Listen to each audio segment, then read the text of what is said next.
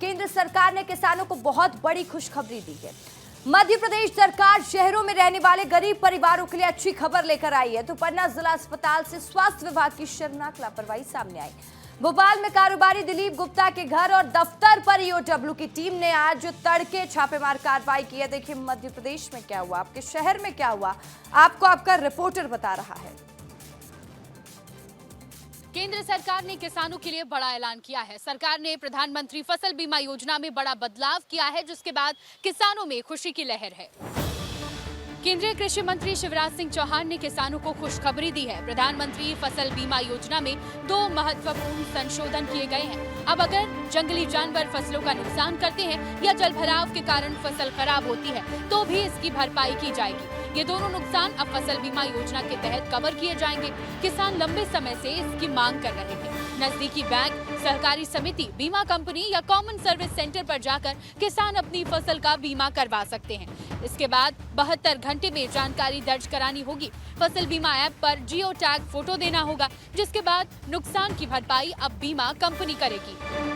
केंद्र सरकार के इस फैसले के बाद किसानों की बहुत बड़ी समस्या हल हो जाएगी। तो जाइए आप भी अपनी फसल का बीमा कराइए। रबी फसल का बीमा अभी चल रहा है, इससे आपकी फसल भी सुरक्षित रहेगी और आपके परिवार पर बोझ भी नहीं पड़ेगा। शहरों में रहने वाले गरीब परिवारों के लिए सरकार अब बड़ी खुशखबरी लेकर आई है। जो लोग 31 दिसंबर 2020 तक सरकारी जमीन पर झुग्गी झोपड़ी या मकान बनाकर रह रहे हैं, उनको अब उस जगह पर मालिकाना हक मिलेगा। मध्य प्रदेश सरकार ने शहरी सीमाओं में बसे उन परिवारों के लिए बड़ा कदम उठाया है जो 31 दिसंबर 2020 तक सरकारी जमीन पर झुग्गी या मकान बनाकर रह रहे हैं। ऐसे पात्र परिवारों को अब आवासीय पट्टा देने का अभियान शुरू हो चुका है। इस अभियान को राज्य स्तर पर प्राथमिकता दी गई है। सर्वे पूरा होने के बाद सभी नगरीय निकाय 14 दिसंबर को प्रारंभिक सूची जारी करेंगे। इसके बाद आने वाली आपत्तियों और दावों का निराकरण किया जाएगा। अंतिम सूची 29 दिसंबर को सभी जिला कलेक्टरों के द्वारा प्रकाशित और जारी की जाएगी। मध्य प्रदेश के सभी शहरों में सरकारी जमीन पर रहने वाले लोगों को पट्टे का आवंटन किया जाएगा, लेकिन सरकार की तरफ से ये भी स्पष्ट किया गया है कि जो भी लोग इस पर गलत जानकारी देंगे उन पर कड़ी कार्रवाई की जाएगी। अस्पताल में स्वास्थ्य विभाग की बड़ी लापरवाही सामने आई है। यहाँ पर नसबंदी के बाद महिलाओं को ना तो यहाँ पर उन्हें बेड मिला, ना ही स्ट्रेचर मिला। मजबूरन महिलाओं को अपने पैसे से वाहन बुलाना पड़ा। यह तस्वीर है पन्ना जिला अस्पताल की, जहां स्वास्थ्य विभाग की लापरवाही अपने चरम पर पहुंच चुकी है। नसबंदी ऑपरेशन के बाद जिन महिलाओं को बेड पर आराम देना चाहिए था, उन्हें न बेड मिला, न स्ट्रेचर और न ही अस्पताल की ओर से कोई व्हीलचेयर। हालत यह हो गई है कि महिलाओं को अपनी जेब से पैसे खर्च कर निजी वाहन मंगवाना पड़ा और उसी पर बैठकर उन्हें घर लौटना पड़ा। अस्पताल स्टाफ की ओर से न किसी ने गाइड किया और न ही पोस्ट ऑपरेशन के बेसिक इंतजाम किए गए।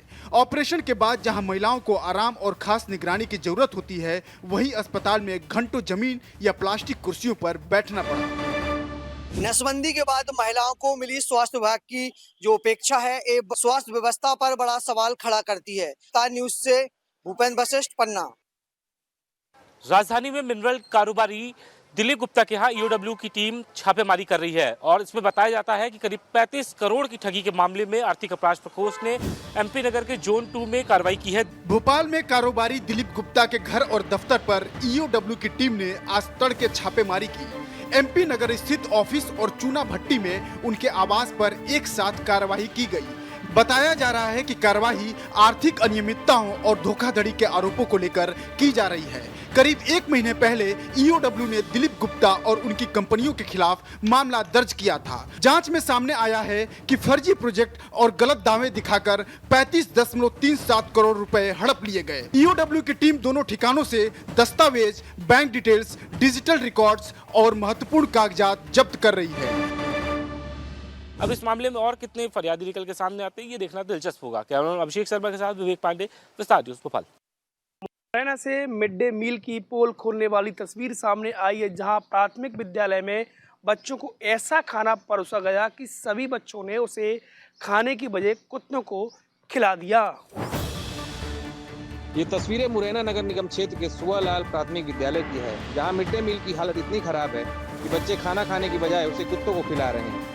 भोजन का स्वाद, गुणवत्ता और पोषण तीनों ही मानकों पर यह खाना पूरी तरह से फेल है।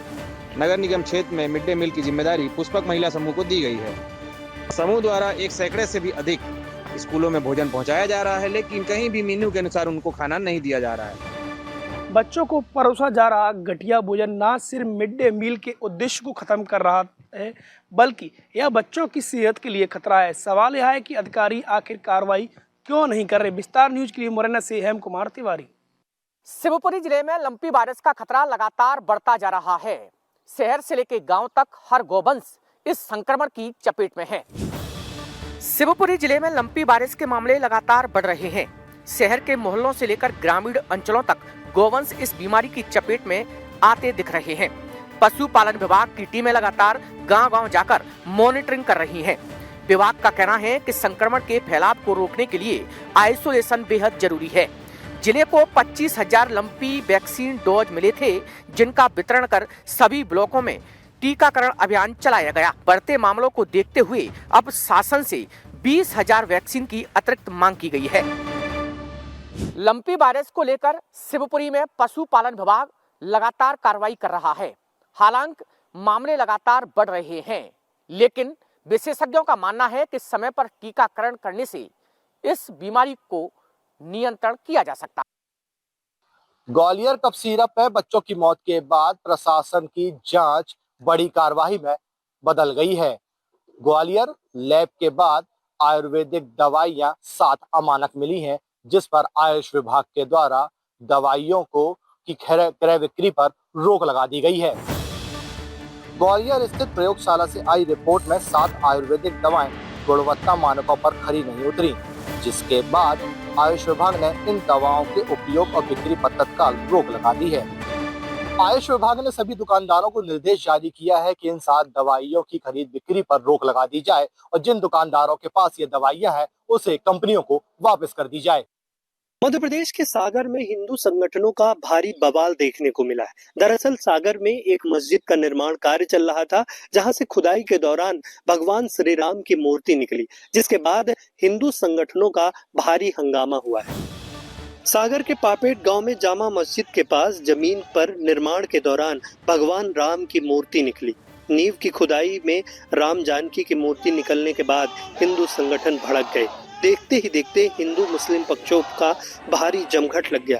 हिंदू पक्ष मूर्तियों की पूजन कर अभिषेक किया और इसके बाद चबूतरा बनवाकर उसे स्थापित कर दिया। हिंदू पक्ष का कहना है कि इस जगह पर मंदिर था, मुस्लिम आक्रमणकर्ताओं ने मंदिर को तोड़ दिया था और जमीन पर कब्जा कर लिया था और मस्जिद बनाई थी। अब उनकी मांग है कि इस जमीन पर भगवान का मंदिर स्थापित होना चाहिए। स्थापित करने के बाद ये हिदायत दी गई है कि जो भी इस चबूतरे को या मूर्ति को हिलाएगा, अगर या ऐसी कोई जरूरत करेगा तो भारी नुकसान उठाना पड़ेगा। और ये होने के बाद पूरे क्षेत्र में बवाल की स्थिति बनी हुई है।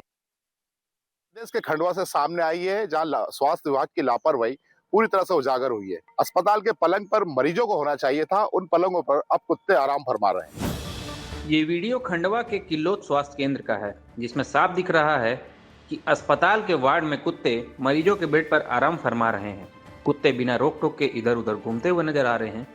वीडियो से अंदाजा लगाया जा सकता है कि स्वास्थ्य केंद्र की सफाई और सुरक्षा व्यवस्था कितनी ज्यादा लचर है। आवारा जानवरों का अस्पताल परिसर में घुसना कोई नई बात नहीं है, लेकिन मरीजों के बेड तक पहुंचना गंभीर लापरवाही का ही संकेत देता है। इससे मरीजों और उनके परिजनों में डर का माहौल है, क्योंकि स्वास्थ्य केंद्र में लोग इलाज कराने के लिए आते हैं और ठीक होने के लिए आते हैं, लेकिन आवारा कुत्तों के इस तरह बेड पर लौटने से गंभीर बीमारियां आ सकती हैं। वीडियो वायरल होने के बाद स्वास्थ्य विभाग में हड़कंप मचा हुआ है, लेकिन कहीं ना कहीं यह वीडियो स्वास्थ्य विभाग की लापरवाही और मरीजों के साथ हो रहे खिलवाड़ को उजागर करता है। प्रदेश में लव जिहाद या कहें प्यार के नाम पर घिनौनी साजिश रचने का खेल जो है वो थमने का नाम नहीं ले रहा है। छतरपुर में भी एक ऐसा ही लव जिहाद का मामला सामने आया है। छतरपुर में बजरंग दल के कार्यकर्ताओं ने निजी होटल से मुस्लिम युवक रंगे हाथों पकड़ा है। फर्जी आईडी के शक में होटल कर्मचारी ने बजरंग दल को सूचना दी थी। हिंदूवादी संगठन के कार्यकर्ताओं ने मौके पर पहुंचकर पूरे मामले का खुलासा किया है। होटल में नाबालिग हिंदू युवती के साथ संदिग्ध हालत में मुस्लिम युवक को पकड़ा गया है।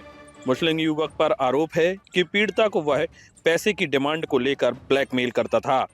हिंदू संगठन के कार्यकर्ताओं ने मोह पर आरोपी के काले पोत कर होटल से थाने तक पीटते हुए ले गए, जिसके बाद पुलिस ने पूरे मामले में कार्रवाई की है।